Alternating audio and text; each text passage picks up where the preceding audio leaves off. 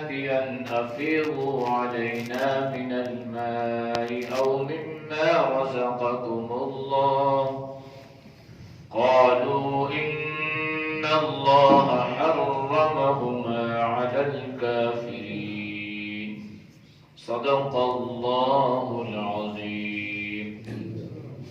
ترجمہ وَإِذَا اور جب صرفت پھیری جائیں گی ابصارہم ان کی آنکھیں تلقاء ملاقات سے اصحاب النار دوزخ والے قالوا کہیں گے ربنا اے ہمارے اللہ لا تجعلنا نہ کر تو ہمیں مع القوم الظالمین ظالم قوم کے ساتھ ونادا اور پکاریں گے اصحاب الاعراف اعراف والے رجالا مردوں کو یعرفونہم ان کو پہچان لیں گے بسیماہم ان کی نشانیوں کے ساتھ قالو کہیں گے ما اغنا نہ کام آیا عنکم تمہارے جمعکم تمہاری جماعت وما کنتم تستكبرون اور تھے تم تکبر کرنے والے اہؤلاء الذین یہی وہ لوگ تھے اقسمتم تم قسمیں اٹھاتے لا ینالہم اللہ نہ پہنچے گی ان کو اللہ کی برحمت کوئی رحمت ادخلوا الجنہ داخل ہو جاؤ جنت میں لا خوف علیکم نہیں ہے خوف تمہارے اوپر ولا انتم تحزنون اور نہ تم غمگین ہوں گے ونادا اور پکاریں گے اصحاب النار آگ والے اصحاب جنتی جنت والوں کو ان افیضو کہ بہاؤ علینا ہمارے اوپر من الماء پانی او یا مما اس میں سے رزقکم اللہ جو اللہ نے تمہیں روزی دی قالو کہیں گے ان اللہ بے شک اللہ حرمہما ان دونوں کو حرام کیا ہے علی الکافرین کفر کرنے والوں پر. آیات کا ماقبل آیات کے ساتھ ربط تعلق یہ ہے اعراف والوں کا ذکر ہو رہا تھا کہ اعراف والے وہ اہل جنت پر سلامتی بھیجیں گے سلام کریں گے اور ان کے چہروں سے پہچان بھی لیں گے چہروں پر تر و تازگی شادابی جنت کی نعمتیں اور صورتحال یہ ہوگی کہ ابھی اعراف والے جنت میں داخل تو نہیں ہوئے لیکن داخلے کے امیدوار ہیں انہیں اللہ سے امید ہے کہ اللہ انہیں جنت میں داخل فرمائے گا. گفتگو چل رہی تھی تو اللہ نے فوراً کیا کیا وَإِذَا صُرِفَتْ أَبْصَارُهُمْ اللہ ان کی آنکھوں کو پھیر لے گا تلقاء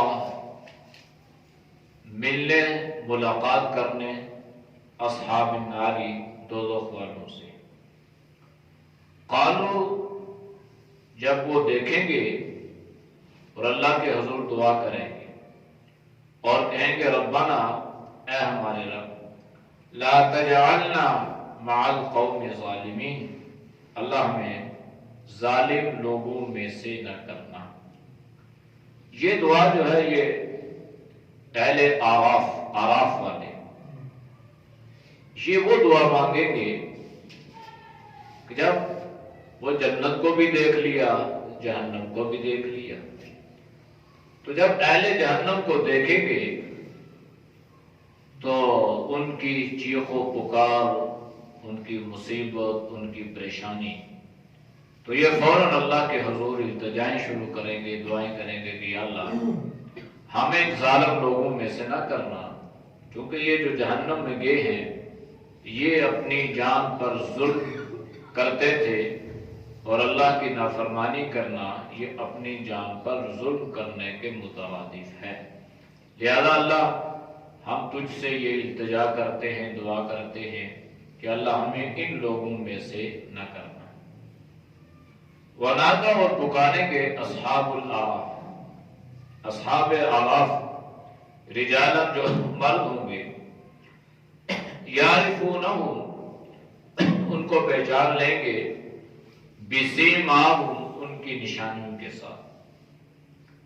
یہ جو پہچاننا ہے، وجوہم نضرۃ النعیم، قرآن کریم نے جو ذکر فرمایا ہے کہ بہت سارے چہرے ایسے ہوں گے قیامت والے دن کہ وہ حشاش بشاش ہوں گے، تر و تازہ ہوں گے، ان چہروں پر اللہ کی نعمت کے آثار اور اللہ کی خوشنودی کے آثار ظاہر ہو رہے ہوں گے، تو ان سے یہ پہچان لیں گے کہ اللہ اس سے راضی ہے، لہذا اس کے چہرے سے یہ بات ظاہر ہو رہی ہے کہ یہ خوش ہے۔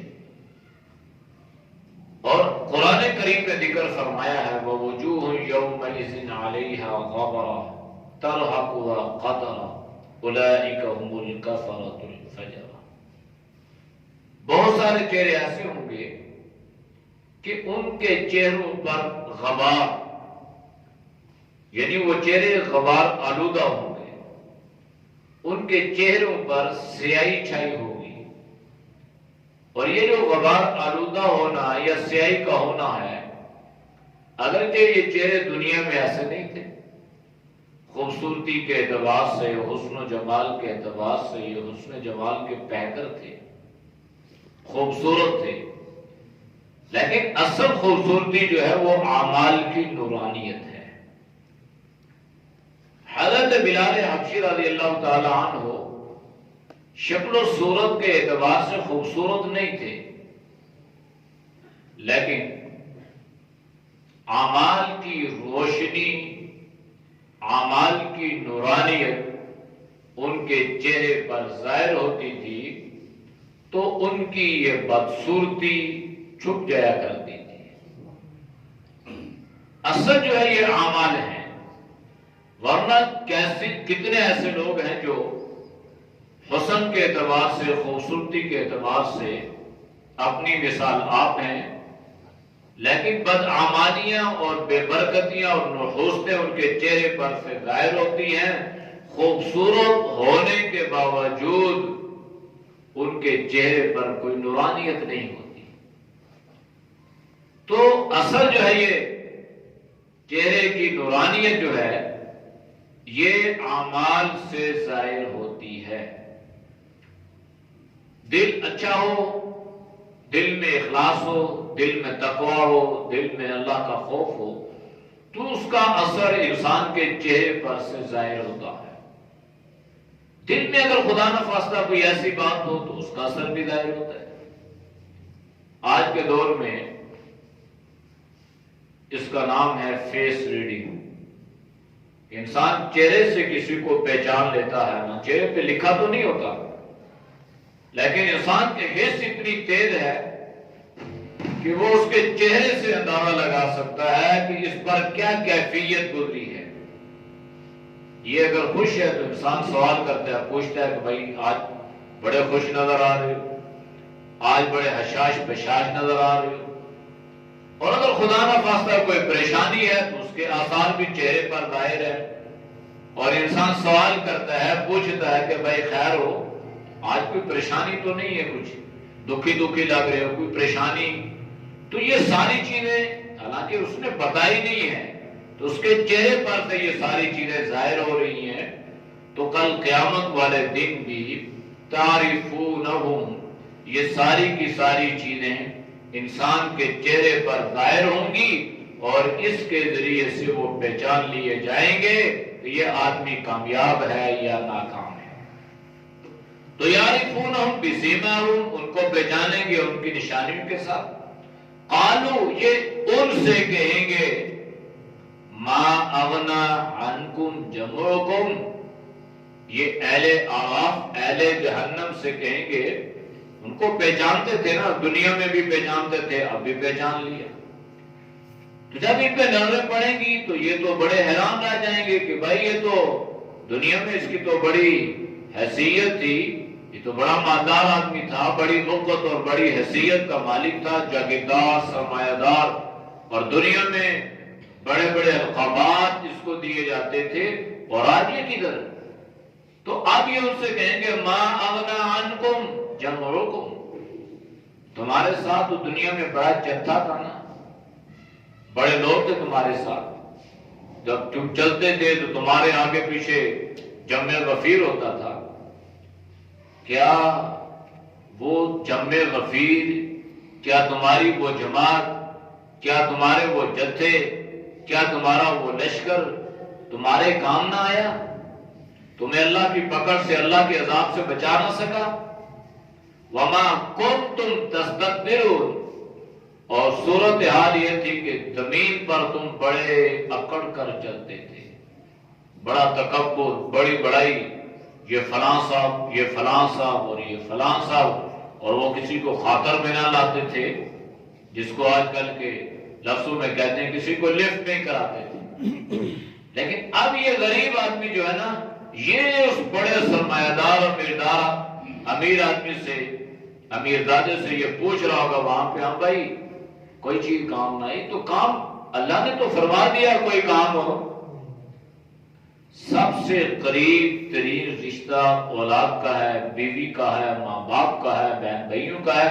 اللہ نے جب ان رشتوں کے بارے میں فرما دیا کہ یہ تمہارے کام نہیں آئیں گے، تو باقی کس نے کام آنے؟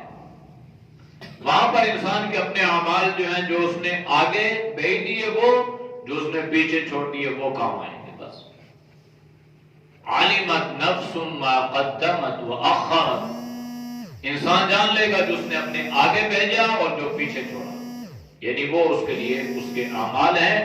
باقی کسی سے امید رکھنا یہ محض یہ خیال است و محال است و جنون است کے علاوہ کچھ بھی نہیں ہے. یہ خالی جنون ہے، اور انسان ویسے ان سے امیدیں وابستہ کیے ہوئے ہے کہ کوئی کام آئے گا، کوئی چیز کام ہو نہیں آئے گی. ہاں اولاد تب کام آئے گی کہ جب اپنے ماں باپ کے لیے مغفرت کی دعا کرتی ہے، ماں باپ کے لیے صدقہ جاریہ بنے گی، تو تب تو کام آ رہی ہے.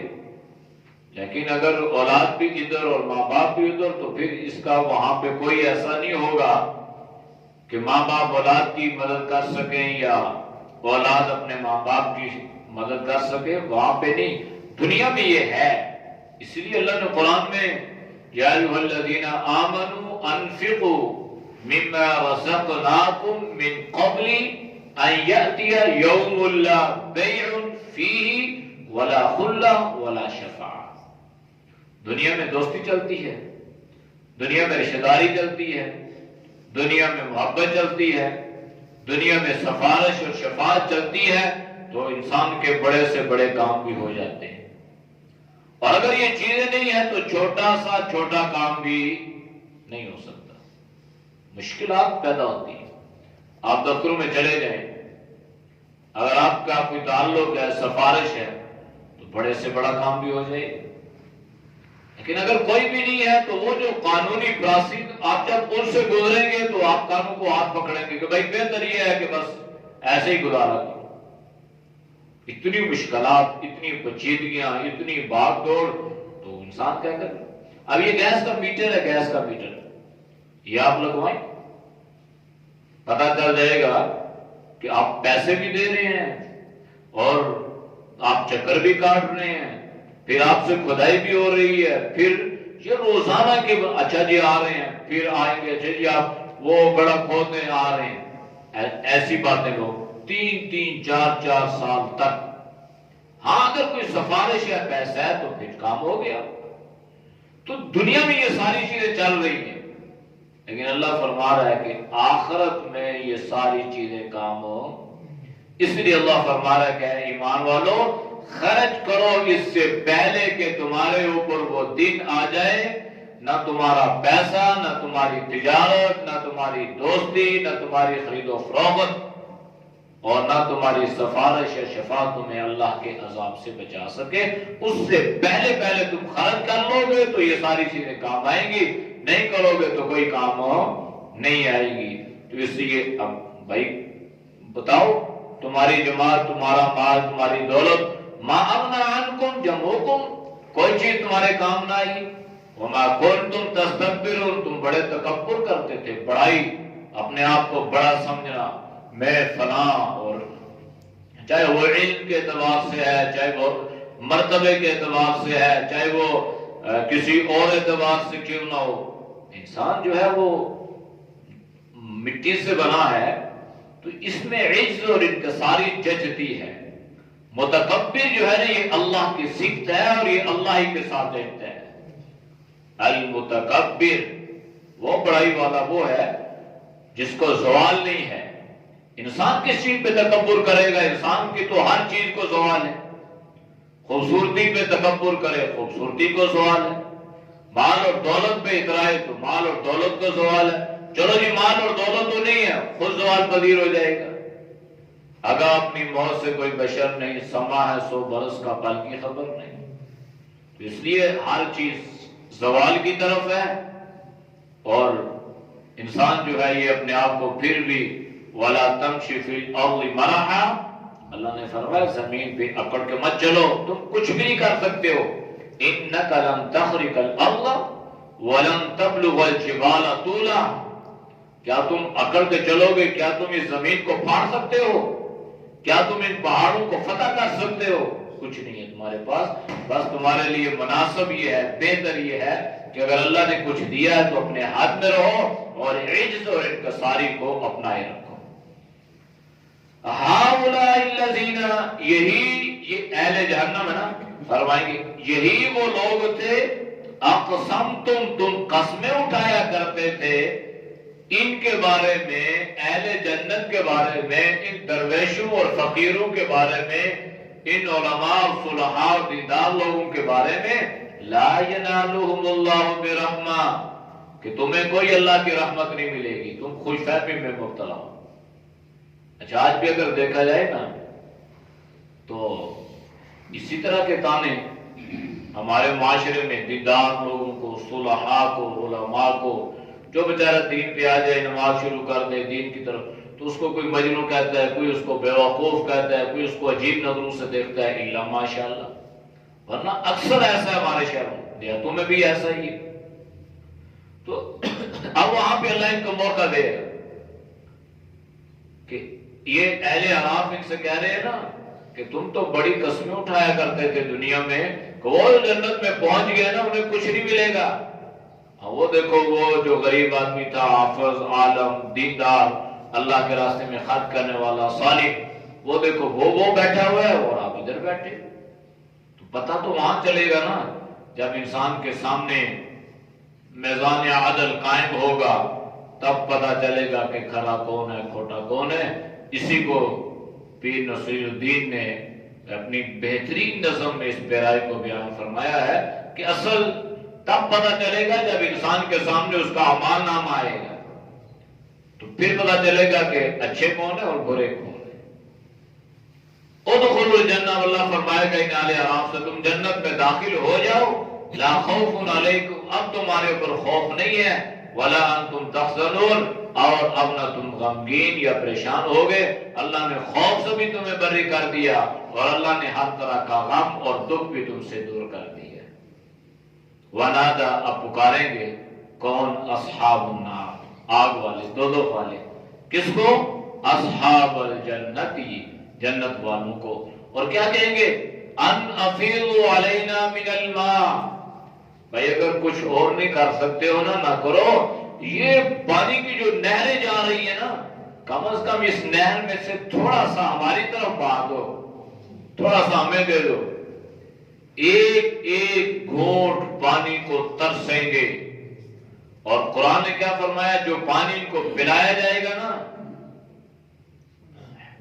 وہ حمیما و غساقا، اللہ نے وہ بہتی ہوئی پیپ اور ابلتا ہوا اور کھولتا ہوا پانی، اور جب وہ پلایا جائے گا ان کو تو ان کے ہونٹ لٹک کے ان کے سینے پہ آ جائیں گے اور زبان باہر آ جائے گی، اور انتڑیوں میں سے ایسی آواز آئے گی اس پانی کے پینے کی وجہ سے جیسے ہنڈیا کے ابلنے کی آواز آتی ہے۔ ابھی لیکن پھر بھی کہیں گے، پھر بھی مانگیں گے یہ پانی، یہ پیپ، اور وہ پیپ کون سی؟ وہی اہل جہنم کے زخم جلنے کی وجہ سے جو پیپ نکلتی ہے، وہ پیپ جس سے انسان کو گھن نفرت پیدا ہوتی ہے، اپنی بھی زخم سے پیپ نکلتی ہے، انسان اس کو دیکھ نہیں سکتا، چہ جائے کہ وہ پیے۔ تو اب یہ کیا کہیں گے؟ بھائی کچھ اور نہیں کر سکتے ہو، تمہارا دنیا میں ہمارے ساتھ بڑا تعلق تھا، چلو اس کی لاج رکھ لو، ان نفیضوا علینا من الماء، تھوڑا سا پانی ہماری طرف بہا دو، او مما رزقکم اللہ، جو اللہ نے تمہیں اتنی نعمتیں عطا کر دی ہیں نا، ان نعمتوں میں سے کوئی ایک چیز ہمیں دے دو۔ اب مانگ رہے ہیں، لیکن جنت کی ساری چیزیں جہنمیوں پر حرام ہو گئی، کوئی دوستی، کوئی تعلق، کوئی رشتہ داری، کوئی پیار، کوئی محبت۔ تو اہل جنت کیا جواب دیں گے؟ قالو، یہ کہیں گے، ان اللہ، بے شک اللہ نے حرمہما، ان کو حرام کر دیا ہے۔ یہ ساری نعمتیں، کھانے پینے کی ساری نعمتیں جتنی بھی ہیں نا، یہ اہل جہنم پر علی الکافرین فرمایا کہ ان کافروں پہ کیا ہے؟ حرام ہو گئی۔ تو وہاں کی اس کیفیت اور وہاں کی اس منظر کو، اس گفتگو کو اللہ نے بیان فرمایا ہے کہ یہ صورتحال تمہارے ساتھ پیش آئے گی، لہذا اگر اس صورتحال کا سامنا کر سکتے ہو، اس کو برداشت کر سکتے ہو، اتنی طاقت اور استطاعت رکھتے ہو، تو پھر دنیا میں اپنی مرضی سے زندگی گزار لو، لیکن تم نہیں کر سکتے اور ہرگز نہیں کر سکتے ہو، لہذا بجائے یہ کہ اس دن تمہیں پچھتاوا، افسوس اور حسرت ہو، اس سے پہلے اپنے اعمال کی اصلاح کر لو۔ اعوذ باللہ من الشیطان الرجیم، بسم اللہ الرحمن الرحیم، وَإِذَا صُرِفَتْ أَبْصَارُهُمْ تِلْقَاءَ أَصْحَابِ النَّارِ قَالُوا رَبَّنَا لَا تَجْعَلْنَا مَعَ الْقَوْمِ الظَّالِمِينَ وَنَادَى أَصْحَابُ الْأَعْرَافِ رِجَالًا يَعْرِفُونَهُمْ بِسِيمَاهُمْ قَالُوا مَا أَغْنَى عَنْكُمْ جَمْعُكُمْ وَمَا كُنْتُمْ تَسْتَكْبِرُونَ أَهَؤُلَاءِ الَّذِينَ أَقْسَمْتُمْ لَا يَنَالُهُمُ اللَّهُ بِرَحْمَةٍ ادْخُلُوا الْجَنَّةَ لَا خَوْفٌ عَلَيْكُمْ وَلَا أَنْتُمْ تَحْزَنُونَ وَنَادَى أَصْحَابُ النَّارِ أَصْحَابَ الْجَنَّةِ أَنْ أَفِيضُوا عَلَيْنَا مِنَ الْمَاءِ أَوْ مِمَّا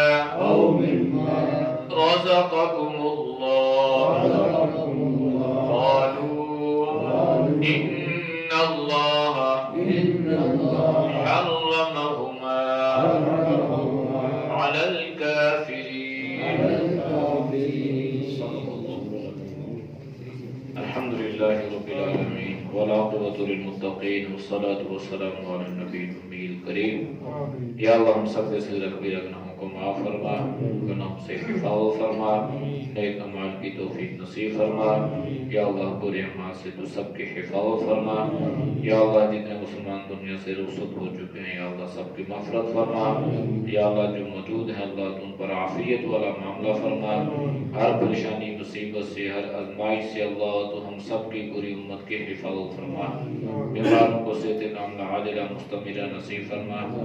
کرنل فضل الرحمان صاحب بھی بیمار ہیں، انہوں نے آپ سے دعاؤں کی درخواست کی اپیل کی ہے، ان کے لیے دعا فرمائیں اللہ پاک ان کو صحت کاملہ عاجلہ نصیب فرمائے، اللہ ان کی پریشانی کو دور فرما، اللہ ہماری دعاؤں کو ان کے حق میں قبول فرما۔ صلی اللہ تعالی علی نبینا وعلی آلہ وصحبہ اجمعین برحمتک یا ارحم الراحمین۔